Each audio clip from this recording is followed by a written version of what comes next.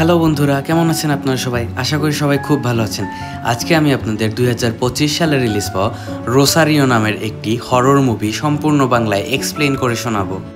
গল্পের শুরুতেই আমরা 1999 সাল দেখতে পাই এবং একজন মহিলা তার ঘরের আসবাবপত্র পরিষ্কার করছিলেন, কিন্তু তখনই সে তার আলমারির ভিতর রহস্যজনক একটি দরজা দেখতে পায় এবং সেই দরজাটির মুখে একটি অদ্ভুত তালা লাগানো ছিল। কেননা এই তালাটি আর সম্পূর্ণ 10টি তালার চেয়ে আলাদা ছিল। এই তালাটির উপরে অদ্ভুত ভাষায় কিছু ছবি আঁকা ছিল।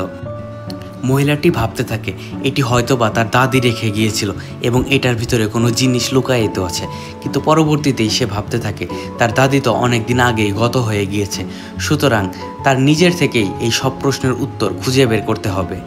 এরপরেই আমরা এই মুভির প্রধান চরিত্র রোসারিওকে দেখতে পাই। এরপর আমরা রোসারিওর জন্মদিনের দৃশ্য দেখতে পাই। সে খুবই বড়লোক একটি পরিবার থেকে বিলং করত, যার জন্য সে পুরো রাজকুমারীদের মতো জীবনযাপন করত এবং এই রোসারিওই বড় হয়ে খুবই বড় একজন স্টক মার্কেটের ব্রোকার হয়ে ওঠেন। কিন্তু ততদিনে তার পরিবারের অবস্থা একদম যাচ্ছেতাই হয়ে গিয়েছিল, কেননা তার সম্পূর্ণ পরিবারটি আলাদা হয়ে গিয়েছিল, সম্পূর্ণ ভূমিকম্পের মতো। তার বাবা মায়ের বিবাহ বিচ্ছেদ হয়ে গিয়েছিল। এইসবের জন্য রোসারিও তার বাবা অস্কারের সাথে থাকতে শুরু করে দেয় এবং এর কিছুদিন পরে তার মাও অসুস্থ হয়ে মারা যান। এরপরেই শীতের দিন চলে আসে এবং আমরা দেখতে পাই একদিন তীব্র বরফের বাতাসের কারণে রাস্তায় যানবাহন চলাচল অনেক কঠিন হয়ে পড়েছে। এই সকল সমস্যার কারণে রোসারিও তখন মেট্রো ট্রেন থেকে বাড়ি ফিরছিল। এরপরে হঠাৎ করেই তার ফোনে একটি কল চলে আসে এবং সে কল ধরার পরে বুঝতে পারে এটা তার দাদির বাড়ির কেয়ারটেকারের নম্বর। এরপরে সেই কেয়ারটেকারটি তাকে বলতে থাকে তার দাদির অবস্থা খুবই খারাপ হয়ে গিয়েছিল এবং সে মারা গেছেন। এবং সেই কেয়ারটেকারটি রোসারিওকে আরও জানিয়ে দেয় যে বাইরে যেহেতু খুব খারাপ আবহাওয়া বিরাজমান, তার জন্য সে তার দাদির মৃতদেহটিকে মর্গে নিয়ে যেতে পারছে না। এর জন্য সেই কেয়ারটেকারটি রোসারিওকে বারবার অনুরোধ করতে থাকে যে রোসারিও যেন নিজে এখানে এসে সব কিছু নিজের দায়িত্বে নিয়ে নেয়। এসব শুনে রোসারিও সিদ্ধান্ত নেয় সে তার দাদির বাড়িতে যাবে এবং যাওয়ার পূর্বে সে তার বাবাকে ফোন করে সব ঘটনা জানিয়ে দেয় এবং তারপরে সে তার দাদির বাড়ির উদ্দেশ্যে পা বাড়ায়। রাস্তায় চলতে চলতেই রোসারিও খুব অদ্ভুত একটি জিনিস খেয়াল করে। তার ফোনে একটি ভয়েস মেইল এসেছিল এবং সেটি থেকে তার মায়ের আওয়াজ শোনা যাচ্ছিল, কিন্তু তার মা অনেক দিন পূর্বেই মারা গিয়েছিল, যার জন্য সে ভয়ে থমকে যায়। সে পিছনে ফিরে ঘুরতেই দেখে অন্ধকার একটি কোণে তার মায়ের মতো একটি অবয়ব দাঁড়িয়ে আছে এবং সে ভাবতে থাকে যে তার মা তো শেষ হয়ে গিয়েছে, তাহলে এই মহিলাটিকে, এবং সে বুঝতে পারে এটা শুধুমাত্রই তার কল্পনা ছিল এবং সে এটাও বুঝতে পারে এই ধরনের ভুল ধারণা তার সাথে দীর্ঘদিন ধরে ঘটে চলেছে। এরপর চলতে চলতে সে তার দাদির অ্যাপার্টমেন্টের কাছে চলে যায়। সেখানে তার দাদির সেই কেয়ারটেকার লোকটি তাকে নেওয়ার জন্য চলে এসেছে। রোসারিও সেখানে পৌঁছেই তার দাদির মৃতদেহটিকে দেখে চিৎকার করে কান্না করতে শুরু করে। সে তার দাদির মৃতদেহের উপর থেকে সাদা পর্দাটি সরিয়ে ফেলে যেন সে শেষবারের মতো তার দাদির মুখটি দেখতে পায়, কিন্তু সে দেখতে পেল যে তার দাদির শরীর কালো হয়ে গিয়েছে। তার দাদির হাতে গভীর ক্ষত ছিল, এছাড়াও তার দাদির চোখ খোলা ছিল এবং সেটি কালো হয়ে গিয়েছিল। এরপরে রোসারিও চমকে ওঠে রান্নাঘর থেকে অদ্ভুত কিছু শব্দ চলে আসার জন্য। এরপরে রোসারিও রান্নাঘরে চলে যায় এবং সে আবিষ্কার করে রান্নাঘরটি খুবই নোংরা অবস্থায় পড়ে আছে এবং রান্নাঘরে এই অবস্থা থেকে রোসারিও নিজে নিজে সিদ্ধান্ত নেয় সে নিজেই এগুলো পরিষ্কার করে ফেলবে।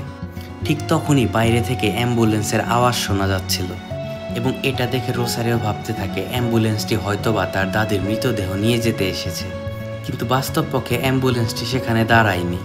এরপরে রোসারিও হাসপাতালে ফোন করে এবং সেখান থেকে রোসারিও জানতে পারে এই অ্যাম্বুলেন্সটি আসলে অন্য কারোর ইমার্জেন্সি সিচুয়েশনের জন্য সেখানে যাচ্ছিল এবং সেই অ্যাম্বুলেন্সটি এখান থেকে ফিরে যাওয়ার সময় তার দাদির মৃতদেহটি সাথে নিয়ে যাবে এবং এই অপেক্ষার জন্য রোসারিও বাধ্য হয়ে সেখানে ওয়েট করতে শুরু করে। এরপরে রোসারিও যখন ঘরের ভিতর অপেক্ষা করছিল তখন আচমকায় ভূমিকম্পের মতো সম্পূর্ণ ঘর কাঁপতে শুরু করে, যার ফলে তার নানির মৃতদেহ সোফা থেকে নিচে পড়ে যায় এবং রোসারিও ভয়ে ভয়ে তার দাদির মৃতদেহটিকে কোলে নিয়ে তাদের বেডরুমে নিয়ে যায়।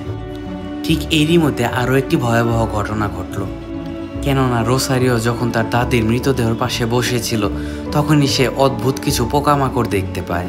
রোসারিও একটি কাপড় দিয়ে পোকামাকড়গুলোকে পরিষ্কার করতে শুরু করে, ঠিক তখনই একটি পোকা রোসারিওর হাতের ভিতর দিয়ে তার কানে পৌঁছে যায় এবং রোসারিও একটি ছোট্ট চিমটার সাহায্যে সেই পোকাটিকে তার কান থেকে বের করে ফেলে এবং এই ঘটনার পরে রোসারিও সম্পূর্ণরূপে ভীত হয়ে পড়েছিল। এরপরে রোসারিও যখন একটু শান্ত হলো তখন সে দেখতে পেল তার নানির আলমারিটি খুবই পরিষ্কার ছিল। এরপরে রোসারিও যখন তার দাদির আলমারিটি পরিষ্কার করতে যাচ্ছিল তখন সে সেই আলমারির ভিতরে একটি লুকায়িত দরজা দেখতে পায় এবং সেখানে অদ্ভুত প্রতীক সম্বলিত একটি চিহ্ন দেখতে পায় সে। এবং এই দৃশ্যটি আমরা সিনেমার শুরুতে দেখতে পেয়েছিলাম। রোসারিও তালাটি খুব নিপুণভাবে পর্যবেক্ষণ করতে শুরু করে ঠিক তখনই দরজায় জোরে জোরে আঘাতের শব্দ শুনতে পাওয়া যায়। আসলে তার দাদির প্রতিবেশী একজন এসে দরজায় ধাক্কাধাক্কি করছিল এবং সেখানে একটি ছেলে চলে এসেছে এবং সে রোসারিওকে জানায় সে তার দাদির কাছ থেকে একটি এয়ার ফ্রায়ার ধার করে নিয়ে গিয়েছিল এবং সেটি সে ফেরত দেওয়ার জন্য এসেছে। এটা বলেই সে ঘরের ভিতরে ঢোকার চেষ্টা করে এবং রোসারিও তাকে জানিয়ে দেয় যে তার দাদি যদি কোনো কিছু আসলেই নিয়ে থাকে তাহলে সেটি সে ফেরত দিয়ে দেবে। এটা বলে রোসারিও তার মুখের উপরেই দরজাটি বন্ধ করে দেয়। এর কিছুক্ষণ পর ছেলেটি আবারও দরজায় নক করতে শুরু করে এবং ছেলেটি এটা বলতে থাকে যে তোমার শরীরে আমি কিছু ক্ষত দেখতে পেয়েছি। এটা শোনার পর রোসারিও তার হাত দেখতে থাকে এবং সেও তখন খেয়াল করে যে তার হাতে জ্বালা পোড়ার মতো একটি গভীর ছাপ রয়েছে। তখনই রোসারিও কিছু প্রাথমিক চিকিৎসার উপকরণ দিয়ে তার হাতটি ঠিক করতে থাকে। ঠিক তখনই তার দাদির দিকে তার চোখ পড়ে এবং সেখানে তার দাদির পায়ের কাছে একটি লোহার তার মোড়ানো ছিল এবং এতে একটি চাবি ঝুলছিল এবং এটা দেখা পরেই রোসারিওর মনে আলমারির সেই অদ্ভুত চিহ্ন সম্বলিত তালাটির কথা মাথায় আসে এবং রোসারিও সেই চাবিটির সাহায্যে আলমারির সেই অদ্ভুত দরজাটি খুলতে সক্ষম হয় এবং দরজা খোলার পর সে দেখতে পায় ভিতরে অন্ধকার পরিবেশ বিরাজ করছে। এছাড়াও আশেপাশে খুবই ভীতকর এবং নীরবতা।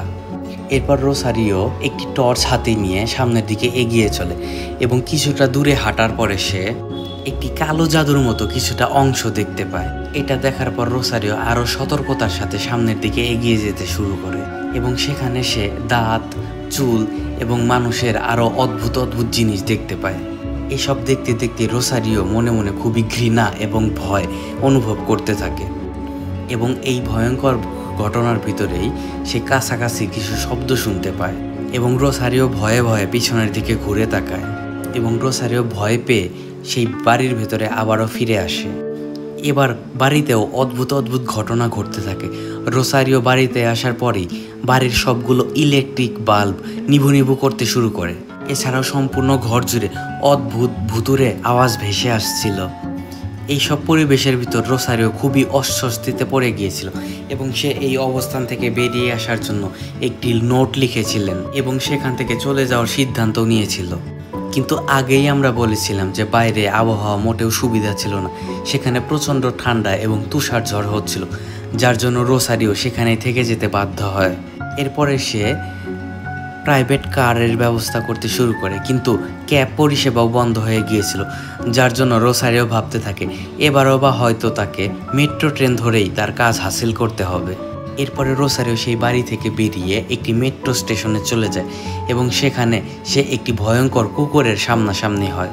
রোসারিও এই কুকুরটিকে দেখে এতটাই ভীত সন্ত্রস্ত হয়ে পড়েছিল যে সে সামনে এগিয়ে যেতে পারছিল না এবং রোসারিও ভয়ে ভয়ে দৌড়াতে শুরু করে এবং এটা দেখে কুকুরটিও তার পিছু নেয় এবং রোসারিও দৌড়াতে দৌড়াতে একটি লোহার দরজার পিছনে নিজেকে লুকিয়ে নেয়।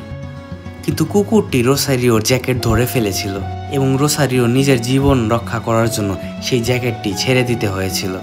এরপরে রোসারিও ভয়ে ভয়ে তার দাদির সেই বাড়িতে আবারও ফিরে আসে। এরপর রোসারিও তার দাদির বাড়িতে এসেই তার মোবাইলের সাহায্যে ইন্টারনেটে সেই অদ্ভুত কালো জাদু সম্পর্কিত জিনিসগুলোর ব্যাপারে গবেষণা করতে শুরু করে এবং তথ্য সংগ্রহ করতে শুরু করে এবং রোসারিও অনলাইন থেকে এটা জানতে পারে যে এখানে অনেক প্রাচীনকালের ঐতিহ্যবাহী কিছু জাদুর পরম্পরা ছিল এবং এই ঐতিহ্যবাহী জাদুটি আফ্রিকান এবং ল্যাটিন ঐতিহ্য দ্বারা অনুপ্রাণিত ছিল এবং এখানে লোহার কড়াইয়ের ভিতর মানুষদের শেষ করে ফেলা হতো এবং এই কালো জাদু ব্যবহার করার ফলে যে অভিশাপ বা ব্যাকগ্রাউন্ডের সৃষ্টি হয় সেটির জন্য মানুষের শরীরে একটি বিষের চিহ্ন ফুটে ওঠে। এরপরে রোসারিও ভয়ে ভয়ে তার হাতের ছাপটি দেখতে শুরু করে এবং রোসারিও সেই চিহ্নটির সাথে তার হাতের চিহ্নটিরও মিল দেখতে পায় এবং রোসারিও ভয় পেয়ে যায় এবং তখনই সে তার বাবাকে ফোন করে পুরো ঘটনাটি বলে দেয়। কিন্তু তার বাবা তাকে বলে তার দাদি তাকে খুবই ভালোবাসতো এবং সে তার সাথে এটা কখনোই করতে পারবে না এবং তোমার সাথে তো তার কোনো শত্রুতা ছিল না যে সে তোমার সাথে এরকম কিছুটা করবে। কিন্তু রোসারিওর মনে ভয় ছিল যে তার বাবা মায়ের বিচ্ছেদের পর সে তার বাবার সাথে থাকতো, এর জন্য হয়তোবা তার দাদি তার উপর রাগান্বিত ছিল এবং এর ফলে সে হয়তোবা তার উপর কালো জাদু করেছে। এছাড়াও রোসারিও তার বাবার সাথে থাকার কারণে তার মার শেষ সময়েও তার পাশে উপস্থিত হতে পারেনি। এরপর রোসারিওকে তার বাবা বলে যে তিনি খুব শীঘ্রই সেখানে পৌঁছাচ্ছে এবং সেখানে এসেই সে সব কিছু ঠিক করে দেবে এবং রোসারিওর বাবা তাকে বলতে থাকে যে আমি যতক্ষণ না পর্যন্ত পৌঁছাবো ততক্ষণ পর্যন্ত তুমি সেখানেই থাকবে এবং খুব সাবধানে থাকবে। এসবের পর রোসারিও নিজে মনে মনে প্রতিজ্ঞা করে যে সে নিজেই এই অভিশাপ থেকে নিজেকে বের করে ফেলবে। এরপরে সে মনের ভিতর সাহস সঞ্চয় করে এবং সেই ভয়ঙ্কর অদ্ভুত আলমারিটির সাহায্যে সেই কালো জাদুর জায়গাটিতে পৌঁছাতে শুরু করে এবং রোসারিও সেই অদ্ভুত গলিটির ভিতরে গিয়ে দেখতে পায় সেই অভিশপ্ত লোহার কড়াইটি এখনও সেখানেই রয়েছে, কিন্তু এবার সেখানে একটি অদ্ভুত ধরনের মোটা শক্তিশালী শিকল বাঁধা ছিল এবং এটা দেখেই রোসারিও রাগান্বিত হয়ে তার শরীরের সমস্ত শক্তি প্রয়োগ করে সেই ভারী লোহার শিকলটি টানাটানি করতে শুরু করে। এর ফলে মাটি কাঁপতে শুরু করে এবং মাটির নিচ থেকে কোনো অতৃপ্ত আত্মার ভয়ঙ্কর কণ্ঠস্বর শোনা যাচ্ছিল এবং এই ঘটনা আরও ভয়ঙ্কর হয়ে যায় যখন সে দেখে মাটির নিচ থেকে একটি ভয়ঙ্কর হাত বেরিয়ে আসছে এবং এই ভয়ভীতকর অবস্থাতেও রোসারিও অনেক চেষ্টা করে সেই শিকলটি থেকে মুক্ত করতে সক্ষম হয়। এছাড়াও সে নিজেকেও সেই ভয়ঙ্কর প্রেতাত্মাটির হাত থেকে বাঁচানোর জন্য সেই লোহার কড়াইটি বাইরে ফেলে দেয়। এরপরে রোসারিও ভাবতে থাকে কিভাবে সে এই অভিশাপ থেকে নিজেকে রক্ষা করবে, যার জন্য সে আবারও তার মোবাইল ফোন নেয় এবং ইন্টারনেটের সাহায্যে দেখতে থাকে কিভাবে এই অদৃশ্য রহস্যময় কালো জাদুর হাত থেকে সে নিজেকে বাঁচাবে। কিন্তু বাংলায় একটা কথা আছে, যেখানে বাঘের ভয় সেখানেই সন্ধ্যা হয় এবং রোসারিওর ভাগ্য ছিল খুবই খারাপ, কেননা এটা দেখার সময় আচমকাই তার ফোনের ব্যাটারি শেষ হয়ে যায় এবং তার মোবাইলটি বন্ধ হয়ে যায়। এরপরে রোসারিও ভাবতে থাকে হয়তোবা তার দাদির বাড়িতে কোনো বই পাওয়া যেতে পারে যেটার মাধ্যমে সে তার অভিশপ্ত জীবন থেকে মুক্তি লাভ করতে পারবে। এরপর রোসারিও তার দাদির বাড়িতে খুঁজতে খুঁজতে একটি কালো জাদুর বই পায় এবং সেখানে এই কালো জাদু থেকে বেরিয়ে আসার পদ্ধতি লেখা ছিল এবং এতে বলা হতো যে যিনি, এবং এই বইয়ের মাধ্যমে সে জানতে পারে যে ব্যক্তি যার ওপর কালো জাদু করবে এবং তাদের দুজনের রক্ত যদি একসাথে সেই লোহার কড়াইটির ভেতরে দেওয়া যায় তাহলেই সেই কালো জাদুর প্রকোপ থেকে মুক্তি পাওয়া সম্ভব। এরপরে রোসারিও সিদ্ধান্ত নেয় সে তার শরীর থেকে এবং তার নানির শরীর থেকে রক্ত সংগ্রহ করে সেই লোহার কড়াইটির ভেতরে দেবে, যার জন্য সে একটি ছুরির সাহায্যে তার হাতে অল্প কিছুটা কেটে রক্ত বের করে। কিন্তু সে যখন তার দাদির শরীরে কাট লাগায় সে দেখতে পায় দাদুর শরীরে একটুও রক্ত অবশিষ্ট নেই। এরপরে রোসারিও তার দাদির শরীরে খুব গভীর একটু ক্ষত করে, যার জন্য তার দাদির শরীর থেকে রক্ত বেরিয়ে আসে অবশেষে। এরপরে দুটি রক্ত একসাথে করার পরেও সে অভিশাপ থেকে মুক্ত হতে পারে না, যার জন্য রোসারিও খুবই বিচলিত হয়ে পড়ে। রোসারিও ঘাবড়ে গিয়েছিল, কিন্তু সে আত্মসমর্পণ করেনি এবং সে এই অভিশাপ থেকে নিজেকে বাঁচানোর জন্য বইটি আবারও পড়তে শুরু করে। কিন্তু তখনই হঠাৎ করেই পিছন থেকে তার দাদির মৃতদেহটি হঠাৎ করেই তার উপরে আক্রমণ করে দেয় এবং রোসারিও নিজের কারিশমা দেখিয়ে লাফ দিয়ে সে একটি বিছানার নিচে নিজেকে লুকিয়ে ফেলে। এরপর বিছানার ভেতর থেকে অদ্ভুত একটি ছায়া বেরিয়ে আসে এবং সেই ছায়াটি রোসারিওর শরীরের উপর খুবই রহস্যময় কিছু লিকুইড ঢেলে দেয়। এইসব দেখে রোসারিও ভয় পেয়ে সেখান থেকে বেরিয়ে এসে পালিয়ে যায় এবং সে গামছার সাহায্যে তার শরীর মুছতে শুরু করে। এরপরে তার দাদির সেই প্রতিবেশী ছেলেটি আবারও তাদের দরজায় চলে আসে এবং সেই পুরানো এয়ার ফ্রায়ারটি চাইতে শুরু করে। এবার রোসারিও রাগে চিৎকার করে সেই ছেলেটিকে বলতে থাকে তার দাদির অনেক বয়স হয়ে গিয়েছিল এবং তার দাদি এই বৃদ্ধ বয়সে এসব কিছু ব্যবহার করতো না। এসব শুনে সেই ছেলেটি রোসারিওকে জানিয়ে দেয় যে তুমি তোমার দাদিকে কখনো চিনতেই পারোনি। এরপর রোসারিও ভাবতে থাকে হয়তোবা সে তার দাদিকে আসলে কোনোদিনও চিনতে পারেনি, কেননা সে জীবনে কখনোই তার দাদিকে বোঝার চেষ্টা করেনি। এরপর ছেলেটি রোসারিওকে জানায় তার দাদি আসলে তাকে নিয়ে অনেক গর্ব করত এবং প্রতিদিনই সে রোসারিওর মঙ্গলের জন্য ঈশ্বরের কাছে প্রার্থনা করত, যেন রোসারিও তার চলার পথে কোনো বাধা বিপত্তির সম্মুখীন না হয়। এছাড়াও সে যেন জীবনে অনেক বড় কিছু হতে পারে।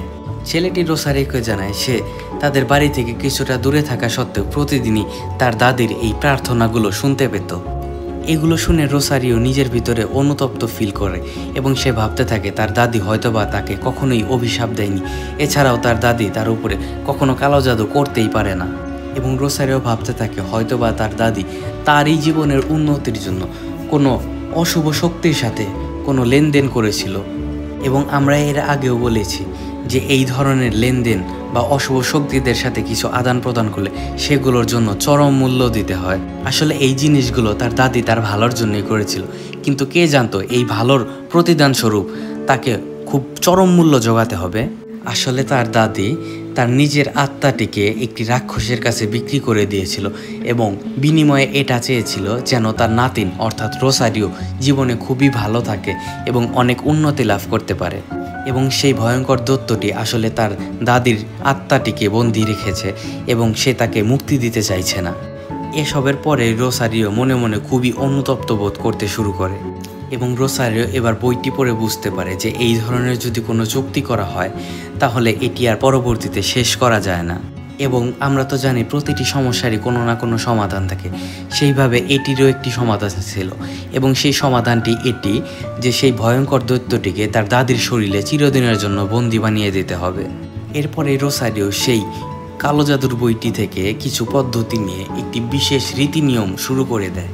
সে এই রিচুয়ালগুলো পালন করছিল, কিন্তু তখনই বাইরে থেকে অ্যাম্বুলেন্সের সেই মেডিকেলের লোকজনগুলো ভিতরে চলে আসে এবং এই কঠিন মুহূর্তের ভিতরে রোসারিও তার এই রিচুয়াল ছেড়ে তার দাদির মৃতদেহটিকে সেই আলমারিটির পিছনে লুকিয়ে ফেলে এবং দরজা না খোলার কারণে বাইরে থেকে সেই কেয়ারটেকারটি অ্যাক্সেস কি দিয়ে সেই দরজাটি খুলে ফেলে।